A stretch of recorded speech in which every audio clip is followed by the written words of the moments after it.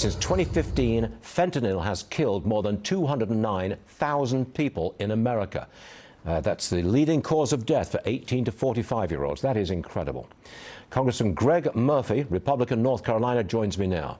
You want fentanyl to be considered a Class 1 drug permanently. Why isn't it permanently a Class 1 drug now? Well, Stu, the issue is that Democrats have kept putting this off because what happens is with fentanyl, you can have the molecule of fentanyl be illegal, but then all of a sudden the drug cartels and the other criminal folks will change some of the molecules, and all of a sudden that molecule is not illegal. And so we're trying to say, look, any of these fentanyl-related substances, any of them, are illegal. And the Democrats don't want to do this because, again, they want to continue their soft on crime mantra that they don't want to put their people away because there are mandatory sentences for these illegal substances, which, just as you pointed out, are killing thousands and thousands of Americans every day. You know, we use fentanyl every day in the operating room, so many medicinal causes, but that's the true fentanyl molecule. It's these other molecules that we're trying to get at to halt this nonsense because it's killing America. You're a doctor, I believe. Yes, I am. Practicing doctor. The answer, I presume, to the whole thing is to just close that southern border. Yeah.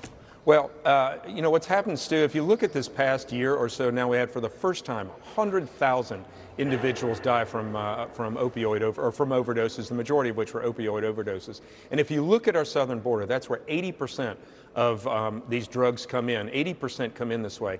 And if you look and see, well, the Dems are screaming that, well, they've caught more fentanyl, they've seized more than any record before. They have. But drug cartels don't work at a loss. And if you see the thousands and thousands now increase of overdose deaths, and the fact that fentanyl, the cost of fentanyl and drugs has dropped 50% on the American street, we know that the American border is being flooded, and we have to do something about this. If you look at how many individuals have died from overdoses compared with those who in the 18 to 45 group who have died from COVID, it is twice as many of those individuals. So we really are not addressing the real issue.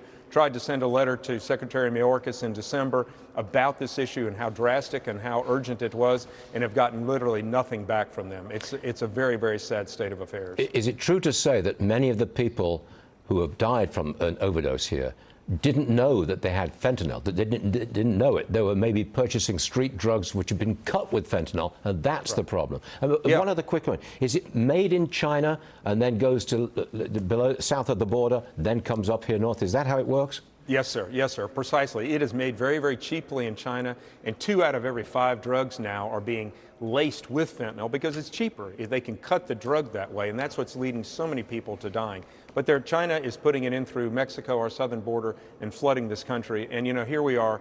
China's killing us in so many ways, and they're killing us now on the American streets. They could stop it if they wanted to. China could stop it. With a controlled society like that, you can stop it if you want to, and they should.